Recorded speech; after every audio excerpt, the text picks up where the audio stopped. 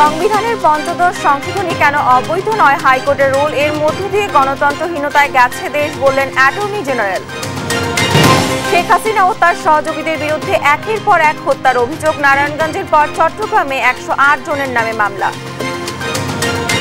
ছাত্র আন্দোলন ঘিরে গণহত্যা তদন্তে আগামী সপ্তাহে ঢাকা আসছে জাতিসংঘের বিশেষজ্ঞ দল, আইনশৃঙ্খলা রক্ষায় অগ্রাধিকার। আন্দোলনে আহতদের পুনর্বাসন করা না গেলে সমাজ সুস্থ হবে না, সমাজ কল্যাণের সব প্রকল্পে গুরুত্ব পাবে কিশোর তরুণরা। এবং ছাত্র জনতার বিজয় নস্যাৎ করতে নানামুখী চক্রান্ত চলছে, অভিযোগ ফখরুলের। গণতন্ত্র ফিরতে দ্রুত নির্বাচন দাবি খসরুর।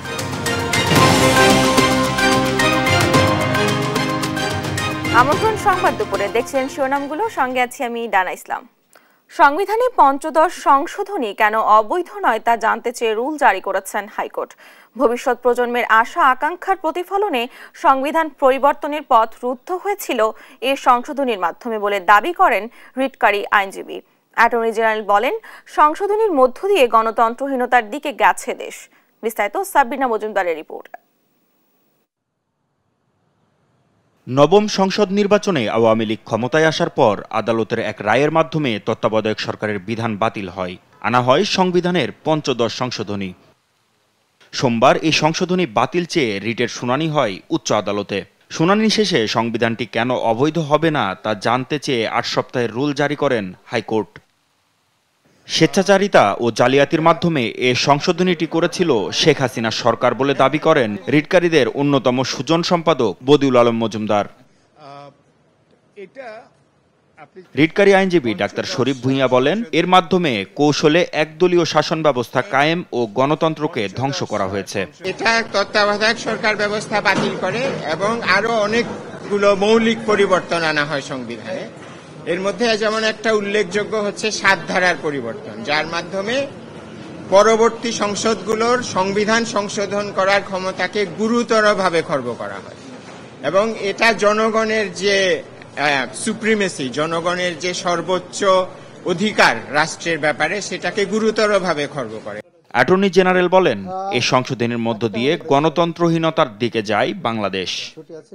এই বেসিক স্ট্রাকচারে হিট করেছে পঞ্চদশ সংশোধনী, সংবিধানের মৌলিক কাঠামোটা পরিবর্তন করে দিয়েছে। এই সংশোধনের মধ্য দিয়ে গণতন্ত্রহীনতার দিকে বাংলাদেশ এগিয়েছে। এই সংশোধনের মধ্য দিয়েই বাংলাদেশের বিচার ব্যবস্থায় এক ধরনের হস্তক্ষেপের পরিস্থিতি তৈরি হয়েছে সরকারের। এই জায়গাগুলোর থেকে এই সরকার হয়তো, যারা পিটিশন করেছেন তারা দীর্ঘদিন ধরে কনসাস সিটিজেন হিসেবে বাংলাদেশে তাদের ভয়েস রেজ করেছেন, সেই জায়গা থেকে তারা করেছেন। আমরা এটা এক্সামিন করে দেখব। হাইকোর্টের অবকাশকালীন ছুটির পর রিটির চূড়ান্ত নিষ্পত্তি হবে বলে আশা প্রকাশ করেছেন আইনজীবীরা। মাহমুদ হাসান, দেশ টিভি, ঢাকা। এবার চট্টগ্রাম ও নারায়ণগঞ্জে আলাদা দুটি হত্যা মামলা হয়েছে সাবেক প্রধানমন্ত্রী শেখ হাসিনার নামে। সোমবার দুপুরে পাঁচলাইশ থানায় নিহত ওয়াসিম আকরামের মা জোসনা বেগম বাদী হয়ে এই মামলা করেন। এতে শেখ হাসিনা ছাড়াও ওবায়দুল কাদের, হাসান মাহমুদ, নফেল সহ 108 জনকে আসামি করা হয়। অজ্ঞাত আসামি রয়েছে আরও 100 থেকে 150 জন। এদিকে রোববার রাতে নারায়ণগঞ্জের সিদ্ধিরগঞ্জ থানায় 62 জনের নাম উল্লেখ করে একটি হত্যা মামলা হয়। সহকর্মীদের তথ্য ও ছবিতে আপন উপর রিপোর্টে দেখুন বিস্তারিত। গেল 16 জুলাই চট্টগ্রামের মুরাদপুরে কোটা আন্দোলন চলাকালে হামলা চালায় আওয়ামী লীগ ও অঙ্গ সংগঠনের নেতাকর্মীরা। গুলিতে নিহত হয় কলেজ শিক্ষার্থী ওয়াসিম আকরাম। তার মৃত্যুতে ইন্ধনদাতা হিসেবে সাবেক প্রধানমন্ত্রী শেখ হাসিনা, ওবায়দুল কাদের, হাসান মাহমুদ ও নওফেল সহ 108 জনের বিরুদ্ধে হত্যা মামলা করেন নিহতের মা জোসনা বেগম। সোমবার পাঁচলাইশ থানায় করা মামলায় আরও 100 থেকে 150 অজ্ঞাতকে আসামি করা হয়। এজাহারে উল্লেখ করা হয়, ঘটনার দিন বিকেলে আসামিদের নির্দেশেই হামলা, গুলি ও বোমা বিস্ফোরণ ঘটানো হয়। এতে হতাহত হয় অনেক শিক্ষার্থী ও সাধারণ মানুষ। গুলিবিদ্ধ অবস্থায় চমেক হাসপাতালে নিলে আকরামকে মৃত ঘোষণা করে চিকিৎসক। এর আগে রোববার রাতে নারায়ণগঞ্জের সিদ্ধিরগঞ্জ থানায় শেখ হাসিনা, ওবায়দুল কাদের, শামীম ওসমান সহ 62 জনের নাম উল্লেখ করে আরও একটি হত্যা মামলা করা হয়। 21 জুলাই গুলিবিদ্ধ হয়ে মাছ ব্যবসায়ী মিলন হত্যার অভিযোগে এ মামলা করা হয়। এ নিয়ে সোমবার দুপুর পর্যন্ত শেখ হাসিনার বিরুদ্ধে মোট 15টি মামলা হয়েছে। এর মধ্যে 12টি হত্যা, 1টি গণহত্যা, 1টি অপহরণ ও 1টি হত্যা চেষ্টা মামলা। আপন অপু, নিউজ ডেস্ক, দেশ টিভি। আইনশৃঙ্খলা পরিস্থিতির উন্নতি করাই এখন বড় চ্যালেঞ্জ বলে জানিয়েছেন স্বরাষ্ট্র কৃষি উপদেষ্টা লেফটেন্যান্ট জেনারেল অবসরপ্রাপ্ত জাহাঙ্গীর আলম চৌধুরী। সকালে সচিবালয়ের নিজ মন্ত্রণালয়ে সাংবাদিকদের একথা বলেন তিনি। কোটা সংস্কার আন্দোলন ঘিরে সহিংসতা ও গণহত্যা তদন্তে আগামী সপ্তাহে জাতিসংঘ বিশেষজ্ঞ দল বাংলাদেশ আসবে জানিয়ে তাদের সহায়তা করার কথা জানান উপদেষ্টা। এছাড়া জনগণের খাদ্যের চাহিদা মেটাতে কৃষিতে খাদ্য উৎপাদন বাড়ানোর অন্যতম টার্গেট বলেও জানান তিনি। এছাড়া জাতিসংঘের আবাসিক প্রতিনিধির সাথে বৈঠকে রোহিঙ্গাদের খাওয়া পড়ার জন্য সহায়তা চাওয়ার কথাও জানান তিনি।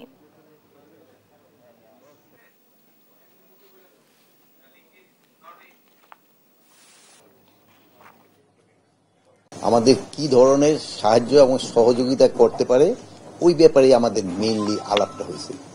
ওনারা আমাদের একটু সাহায্য সহযোগিতা করতে চায় এবং কিভাবে করতে চায় এবং আমরা কোন কোন সেক্টরে চাচ্ছি এইগুলি জানার জন্য আসছি। আর একটা কথা বলছিলেন যে উনি রোহিঙ্গা সমস্যাটা নিয়ে একটা কথা বলছিলেন যে আমার রোহিঙ্গা যে একটা বড় ধরনের আমাদের একটা সমস্যা, এটা নিয়েও ওনারা আলাপ করছিলেন। আরেকটা হলো বলছিলেন যে আমরাও চাচ্ছি, আপনারাও চাচ্ছেন যে ওই ইসির থেকে যে একটা ফ্যাক্ট ফাইন্ডিং মেশিন আসার মতো আসার কথা যে জাতিসংঘ থেকে, ওটা এরা হয়তো পাঠাবে। এমন ওইটা পাঠানোর সময় আমাদের থেকে তারা কি ধরনের হেল্প পাবে বা তারা আমাদের কি ধরনের হেল্প করবে, এই তিনটা ব্যাপারে আলাপ হয়েছে। কোটা আন্দোলনে আহতদের পুনর্বাসনে হাসপাতাল থেকে তথ্য সংগ্রহ শুরু হয়েছে বলে জানিয়েছেন সমাজ কল্যাণ উপদেষ্টা শারমিন এস খুরশেদ। জানান, নিহতদের প্রতি সমবেদনা জানিয়ে তাদের স্মরণীয় করে রাখতে প্রয়োজনীয় সবকিছু করবে সরকার। ঢাকা মেডিকেল কলেজ হাসপাতালে আহত শিক্ষার্থীদের খোঁজ খবর নিয়ে সাংবাদিকদের এসব কথা বলেন উপদেষ্টা। বিস্তারিত ইফতেখার রেজা রিপোর্টে। সোমবার সকালে ঢাকা মেডিকেল কলেজ হাসপাতালে চিকিৎসাধীন ছাত্র আন্দোলনে আহতদের দেখতে যান সমাজ কল্যাণ উপদেষ্টা শারমিন এস মুর্শিদ। আহতদের জন্য বিশেষ ওয়ার্ডে থাকা আহত কিশোর তরুণ সহ সবার সঙ্গে কথা বলেন তিনি।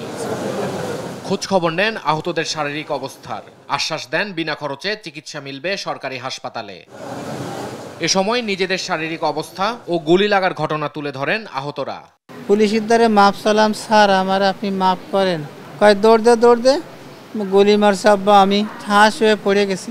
লক্ষ্মীপুর ছাত্র আন্দোলনে অ্যাটেন্ড করি, ওখানে আমাকে উপজেলা পরিষদের চেয়ারম্যান সাবেক মেয়র হচ্ছে, উনি আমাকে 5 তলা উপর থেকে গুলি করে।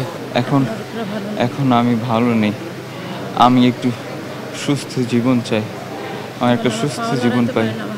আমি এই পাওলা রাখতে পারি না, এদিক থেকে ওদিক কাত হতে পারি না, পিঠ হাত পাও সাদা হয়ে গেছে, আমাকে কেউ না ধরলে আমি খাইতেও পারি না। আহতদের পুনর্বাসন করা না গেলে সমাজ সুস্থ হবে না বলে মন্তব্য করেন উপদেষ্টা। সমাজ কল্যাণ মন্ত্রণালয়ের সব প্রকল্পে আহত কিশোর তরুণদের অগ্রাধিকার দেওয়া হবে। এরা পুনর্বাসিত না হলে এই দেশ সুস্থ থাকবে না। সমাজ কল্যাণ মন্ত্রণালয়ের আওতায় যত প্রকল্প আছে, যত প্রোগ্রাম আছে, সেগুলোকে আমরা এই বাচ্চাদের উপরে ফোকাস করে আমরা এখন সাজাতে যাচ্ছি। হাসপাতাল পরিদর্শনের মধ্য দিয়ে আহতদের পুনর্বাসনের কার্যক্রম শুরু হলো বলেও জানান উপদেষ্টা। অনেক বাচ্চারা মানসিকভাবে আক্রান্ত হয়েছে, অনেকে তাদের কর্মজীবন হারিয়ে ফেলেছে, অনেকের পরিবার নিঃস্ব হয়ে গেছে, কারণ এই ছিল একমাত্র তাদের উপার্জনকারী।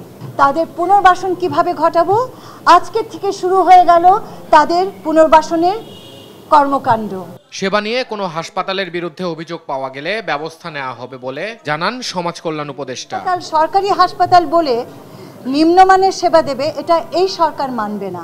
ইফতেখার রেজা, দেশ টিভি, ঢাকা। আওয়ামী সরকারের আমলে নির্বাচিত 323 পৌরসভার মেয়রকে অপসারণ করেছে স্থানীয় সরকার বিভাগ। এছাড়া 493 উপজেলা চেয়ারম্যান ও 60 জেলা পরিষদ চেয়ারম্যানকে অপসারণ করা হয়েছে। রোববার উপসচিব মাহবুব আলম স্বাক্ষরিত আলাদা প্রজ্ঞাপনের মাধ্যমে তাদের অপসারণ করা হয়। এতে বলা হয়, সুনির্দিষ্ট আইনের আলোকে মেয়র ও চেয়ারম্যানদের অপসারণ করা হয়েছে। এক তথ্য বিবরণীতে জানানো হয়, বিশেষ পরিস্থিতিতে অত্যাবশ্যক বিবেচনা করলে সরকার জনস্বার্থে কোনো সিটি কর্পোরেশন ও পৌরসভার মেয়র এবং কাউন্সিলরকে অপসারণ করতে পারবে। একইভাবে জেলা পরিষদের চেয়ারম্যান ও সদস্য এবং উপজেলা পরিষদের চেয়ারম্যান, ভাইস চেয়ারম্যান ও মহিলা ভাইস চেয়ারম্যানদের অপসারণ করতে পারবে। একই সঙ্গে প্রশাসকও নিয়োগ দিতে পারবে সরকার। 17 আগস্ট এই সংক্রান্ত অধ্যাদেশ জারি করেন রাষ্ট্রপতি।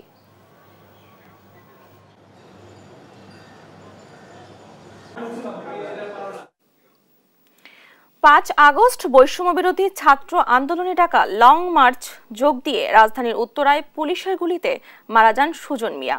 স্বামীকে হারিয়ে দিশেহারা সুজনের স্ত্রী লাইজু আক্তার। এরই মধ্যে বন্ধ হয়ে গেছে 2 সন্তানের লেখাপড়া।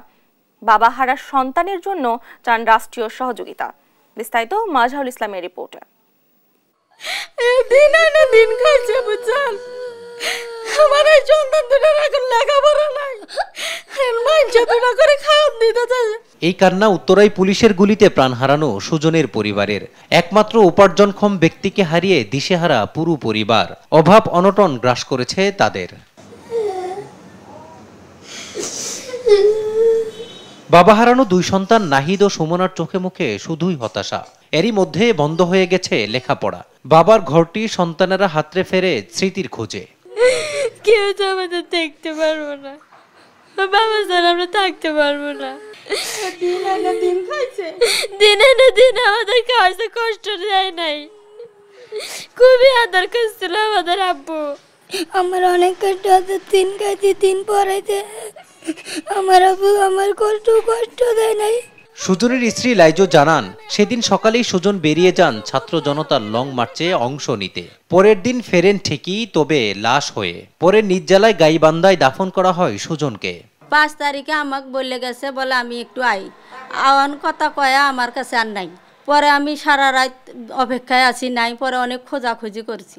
6 তারিখে সকাল 6টা বাজে, মঙ্গলবার 6টা বাজে আমি উত্তরা গেছি। পরে হলো অনেক কয়েকজন সেনাবাহিনী আছিল। পরে আমি এর ছবি দেখাইছি, আইডি কার্ড। পরে জিগাইছি, কইতাছে বলে আপা এনে তো অনেক লোকে মারা গেছে, তো একটু তোরা মেডিকেল আমরা ভাগ করে দিছি, অনেক চেষ্টা করে দেখেন খোঁজাখুঁজির পর দুল পান।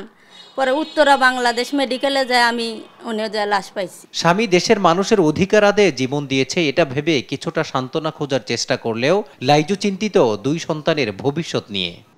আমার সন্তান দুটো অনেক কষ্টে আছে জানেন, আমাকে কেউ সাহায্য করে না, আপনারা একটু দেখেন। শেখ হাসিনা সরকারের পদত্যাগের 1 দফা দাবিতে ঢাকা লং মার্চে যোগ দিয়ে সুজনের মতো অনেকেই ঢলে পড়েন মৃত্যুর কোলে। এমনও প্রায় হাজারো মৃতদেহ পেরিয়ে ছাত্র জনতার গণ অভ্যুত্থানে পতন হয় স্বৈরাচারী সরকারের। মাজহারুল ইসলাম, দেশ টিভি, ঢাকা। কুমিল্লা বিশ্ববিদ্যালয়ে 20-25 জন শিক্ষার্থী নিয়ে কোটা সংস্কার আন্দোলন শুরু হলেও পরে গণহারে যোগ দেয় স্থানীয় শিক্ষার্থীরা। ছাত্রলীগের অস্ত্রের মহড়া ও নির্যাতনের মুখে আরও ঐক্যবদ্ধ হয়ে ওঠে তারা। ককটেল, টিয়ারশেল, সাউন্ড গ্রেনেড, গুলি, মৃত্যুর মিছিলে এসেছে নতুন বিজয়। তাই দুঃসময় কাটিয়ে সুন্দর দেশ গড়তে সব অপশক্তিকে দমনের কথা জানান স্থানীয় সমন্বয়করা। কুমিল্লা থেকে সহকর্মী সুমন কবিরের পাঠানো তথ্যচিত্রে টুম্পা ফ্রোজের ডেস্ক রিপোর্ট। টিয়ারশেলের ঝাঁঝালো ধোঁয়া, লাশের সারি, প্রতিবাদী শিক্ষার্থীদের রক্তে রঞ্জিত রাজপথ, মিছিলে স্লোগানে প্রকম্পিত আকাশ, ধাওয়া পাল্টা ধাওয়ায় ভয়াল চারপাশ। সব মিলিয়ে কুমিল্লায় চরম অরাজক পরিস্থিতি বিরাজ করে পুরো আন্দোলন জুড়েই। সারা দেশের মতো 1 জুলাই কুমিল্লা বিশ্ববিদ্যালয়ের 20-25 জন শিক্ষার্থী আন্দোলন শুরু করে। পরে গণহারে যোগ দেয় শিক্ষার্থীরা। কোটার অভিশাপ, মুক্তিযুদ্ধ চেতনা নামে চেতনার যে ব্যবসা, এটা অন্তত আমরা বন্ধ করতে চেয়েছিলাম। কিন্তু আমাদের চূড়ান্ত প্রত্যাশা কিন্তু প্রথম থেকেই ছিল যে অন্তত এটা থেকে যদি বাংলাদেশিদেরকে মুক্ত করতে পারি, হয়তো এটার পথ ধরেই আমরা স্বাধীনতা লাভ করতে পারবো। ছাত্রলীগের অস্ত্রের মহড়া ও নির্যাতনে ঐক্যবদ্ধ হয়ে ওঠে শিক্ষার্থীরা। ক্যাম্পাসে ছাত্রদের বিক্ষোভ বহিরাগত দিয়ে ঠেকানোর চেষ্টা করলে আন্দোলন রূপ নেয় দাবানলে। অনেকে আমাদের ছোট ভাইদেরকে অনেককে ধরে ফরহাদ কাউসার সহ বঙ্গবন্ধু হলে ফরহাদ কাউসারকে মারছে শেখ হাসিনা হলের সামনে। এরকম অনেক অসংখ্য স্টুডেন্টকে মারছে, কেউ ভয়ে নামও প্রকাশ করতে পারতেছে না এমন পরিস্থিতিতে। তখন সকল হলের সকল অন্যান্য যারা মেসে থাকে তারা সব একটা প্রতিক্রিয়া জানাইছে।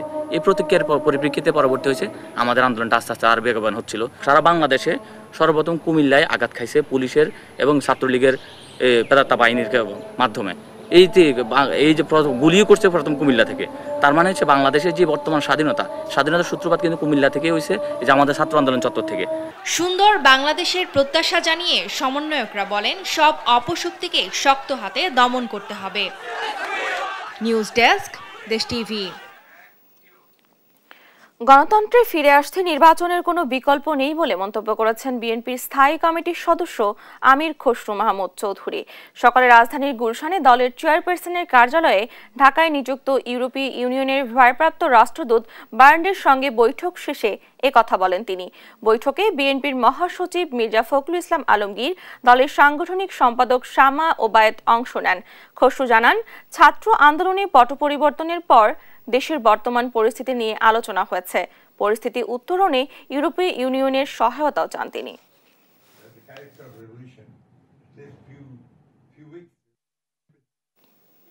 দেখছেন সংবাদ দুপুর। দুই শিক্ষকের পদত্যাগের দাবিতে রাস্তা অবরোধ করে বিক্ষোভ করছে সিদ্ধেশ্বরী বালিকা উচ্চ বিদ্যালয়ের শিক্ষার্থীরা। বৈষম্য বিরোধী ছাত্র আন্দোলনে অংশ নেয় নানা ধরনের হয়রানি, ইংলিশ ও বাংলা ভার্সনের বৈষম্য ও অর্থ আত্মসাতের অভিযোগে তাদের পদত্যাগের দাবি করেন তারা। সোমবার সকাল 11টায় শান্তিনগর মোড়ে অবস্থান নেয় ইংলিশ ভার্সনের ভাইস প্রিন্সিপাল শ্যামা ও বাংলা ভার্সনের শিক্ষক দেলোয়ারের পদত্যাগ দাবি করে শিক্ষার্থীরা। টিচার্সরা বলছে বলে আজ ওরা আমাদের গায়ে হাত তুলছে, আমাদের বিপক্ষে দেখেন কতগুলো মেয়ে, দেখেন ওদের ইংলিশ ভার্সন আটকে রাখছে, বাংলা ভার্সন আটকে রাখছে কেন? আমরা জবাবে আমরা কাউকে জোরপূর্বক আনতেছি না, বলতে গেছি গায়ে হাত তুলছে, বাজারে গায়ে হাত তুলছে, মেয়েদের ধাক্কা দিচ্ছে। থাকতে থাকতে আমাদের সামনে প্রেস থাকতে থাকতে আমাদের সামনে সাইন করে তাদের পদত্যাগ করতে হবে। আমরা ওদের পদত্যাগ চাই। ওরা কোন সাহসে আমাদের রাস্তার মেয়ে বলে, কোন সাহসে আমাদের রাস্তার পোলাপান বলে, কোন সাহসে রাইতে আমাদের রাস্তার মেয়ে বলে। মনে আসবে না। আমি তো ওকে, ঠিক আছে স্যার, আমি চলে যাচ্ছি।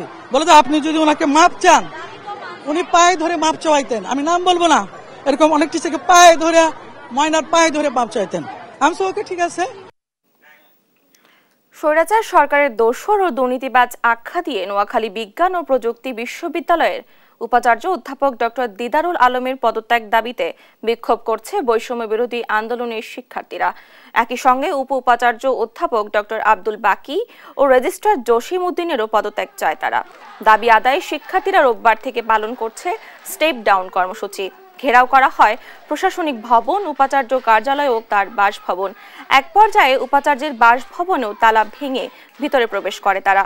বিক্ষুব্ধদের অভিযোগ, কোটা আন্দোলন বিরোধী বিভিন্ন কার্যকলাপ ও বিগত সময়ে বিভিন্ন অনিয়মের কারণে বিশ্ববিদ্যালয় প্রশাসন বর্তমানে শিক্ষার্থীদের কাছে প্রশ্নবিদ্ধ এবং সাধারণ শিক্ষার্থীরাও আস্থা হারিয়েছে।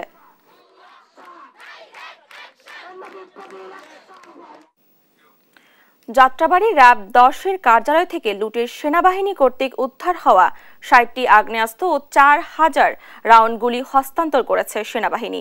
সোমবার সকালে নরসিংদীর মুসলেউদ্দিন ভূঁইয়া স্টেডিয়ামে অস্থায়ী সেনা ক্যাম্পে এই আয়োজন সম্পন্ন হয়।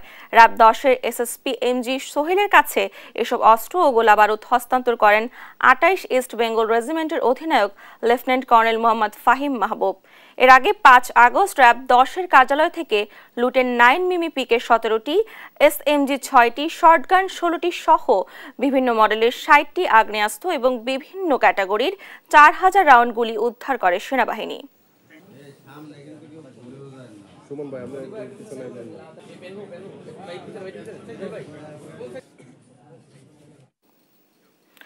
মৌলভীবাজারের শ্রীমঙ্গলের লাউয়াছড়া জাতীয় উদ্যানের জমি দখলের অভিযোগ উঠেছে সাবেক কৃষিমন্ত্রী আব্দুস শহীদের বিরুদ্ধে। 7 বারের স্থানীয় সংসদ সদস্য বাগান করার নামে দখল করেছেন সংরক্ষিত এই বনের জমি। সব জেনেও চুপ থাকতে বাধ্য ছিল বন বিভাগ।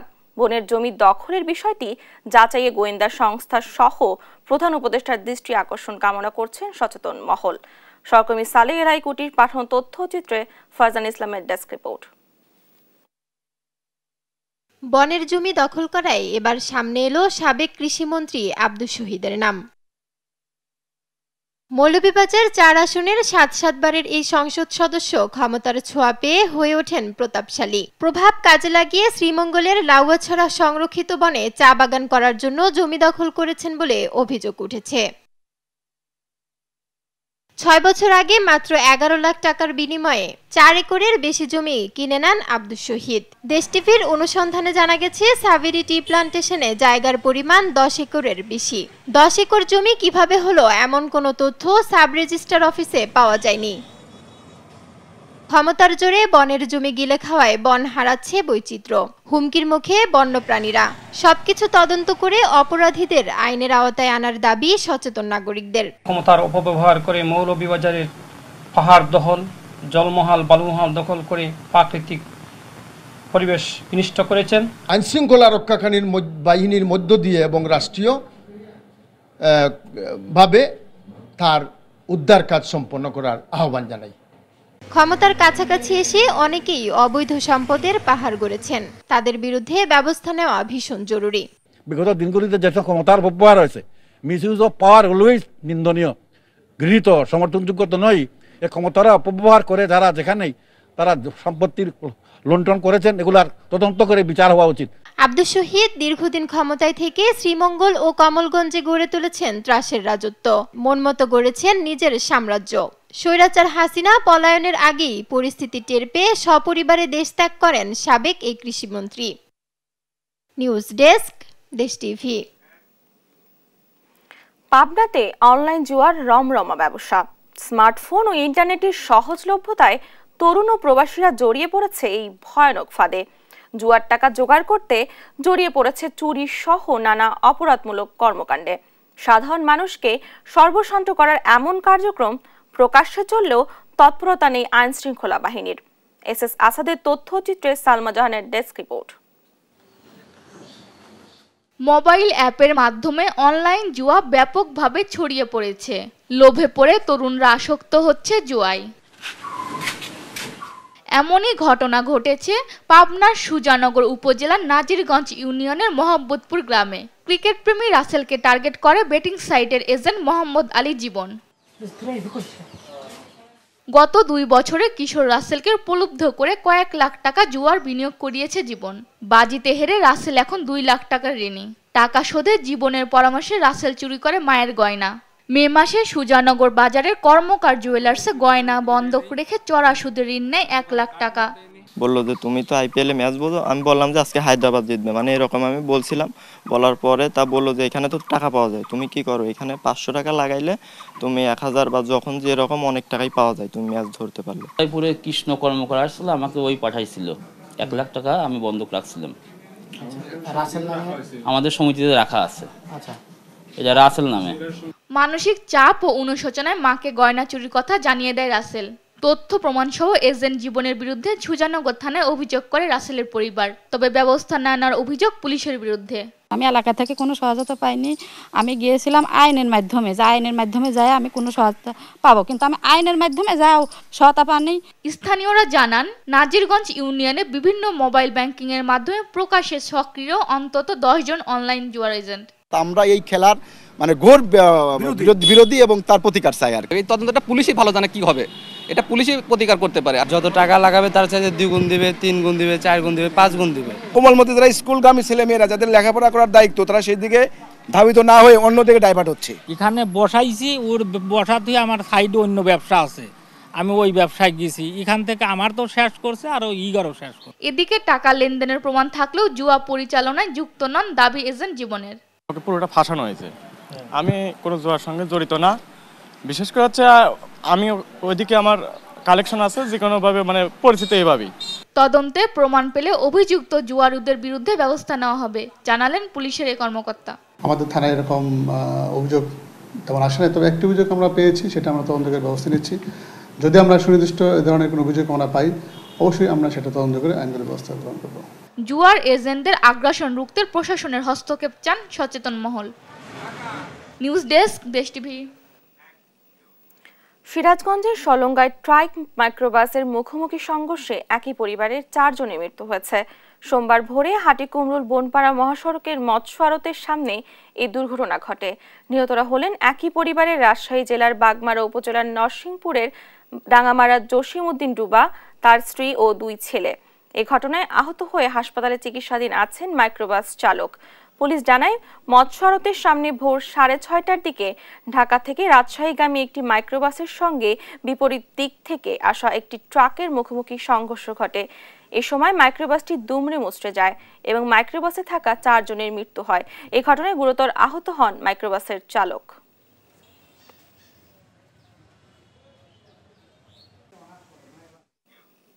সমুদ্র বন্দরে 3 নম্বর সতর্ক সংকেত দেখায় 11 অঞ্চলে হতে পারে ঝোড়ো বৃষ্টি। সোমবার সকালে এ তথ্য জানান আবহাওয়া অধিদপ্তর। এর আগে রোববার আবহাওয়াবিদ ডক্টর মোহাম্মদ আবুল কালাম মল্লিকের সই করা এক আবহাওয়া সতর্কবার্তায় জানানো হয়েছে উত্তর পশ্চিম বঙ্গোপসাগর ও তৎসংলগ্ন গাঙ্গে পশ্চিমবঙ্গ বাংলাদেশ উপকূলীয় এলাকায় অবস্থানরত লঘুচাপটি ঘনীভূত হয়ে সুস্পষ্ট লঘুচাপে পরিণত হয়ে বর্তমানে বাংলাদেশ ও তৎসংলগ্ন গাঙ্গেয় পশ্চিমবঙ্গ এলাকায় অবস্থান করছে। এর প্রভাবে উত্তর বঙ্গোপসাগর এলাকায় গভীর সঞ্চালনশীল মেঘমালা তৈরি অব্যাহত রয়েছে। উত্তর বঙ্গোপসাগর বাংলাদেশের উপকূলীয় এলাকা ও সমুদ্র বন্দরগুলোর উপর দিয়ে ঝোড়ো হাওয়া বয়ে যেতে পারে।